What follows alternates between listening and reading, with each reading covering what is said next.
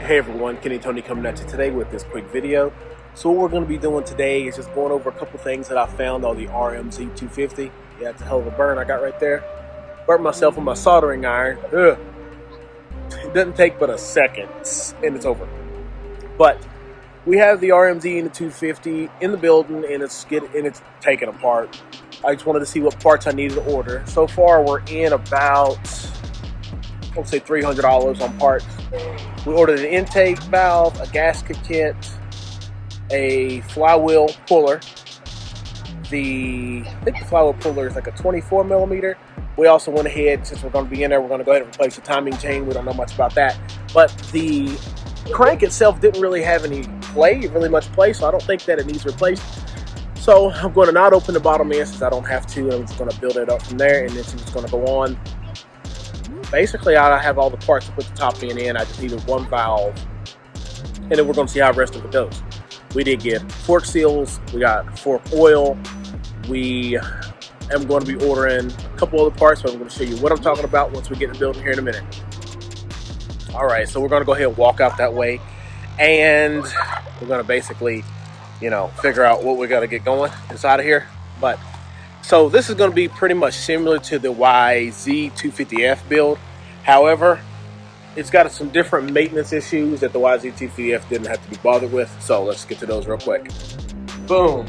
Day number one, the RM had the motor pulled. Day number two, this is where we're at. So frame is all out. That's just going to be cleaned up real good with some Scotch Brite pads. I am going to take these levers off. Those are going to get powder coated back to the look a lot better. I have decided to go ahead and just take all the stickers off, so that's not really going to be any kind of problem. Just a real good clean.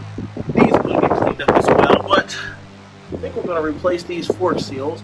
As you see, there's some oil on there. We're going to go through that, figure out how to do that together. But this is the other part, the linkage. So back in here, the bearings seem to be non-existent. Still bearings in there. As well as on the other side, there's nothing in there that I see that we can call a bearing or it looks good. So, if I can get down in there.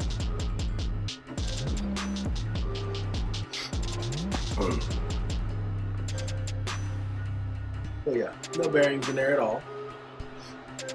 This side looks like there might be some bearings, but we're going to get those all replaced at the same time.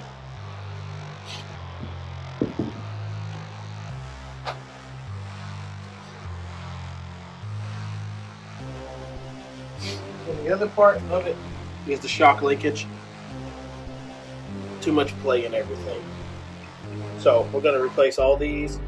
These bearings fell out when I took that pin out. So we're going to replace the bearings that go in here, as well as the bearings that go in here. The wheel bearings are good. Everything else is good, but we're going to get this all cleaned up on its part. We're going to put some different levers up here to make sure it's going to be functional. We're going to actually take these off and powder coat these black so they look a lot better while they're up there. So yeah, moving along really nicely. That's about it. All right, everyone. So this is just supposed to be like a quick update of what we're doing. As you see, like I said, the RM parts are in there. We still have the back end to the blaster right here that I need to disassemble and get that powder coated as well, so we can put on the blaster project, which is sitting right here behind us, and get it complete. I do have to tweak the exhaust a little bit, so I do have a couple projects lined up ahead of me. But however, man, it was like 95 degrees, 97 degrees, crazy dry out here today and hot. So I didn't do anything but just hung out with the kids, and I worked the next 3 days, so I don't want to get any beat up more than what I have here. And that's about it, really.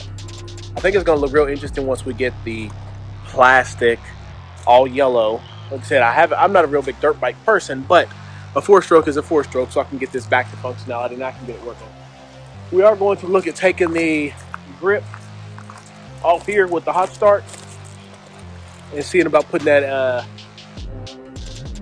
ASV lever on here and seeing if that's going to work. I'm probably going to get that done here in a little bit in the next videos. Well, here in the next little bit, and that's it. All right, everyone, thank you for checking out this video. Make sure to hit that like button and subscribe.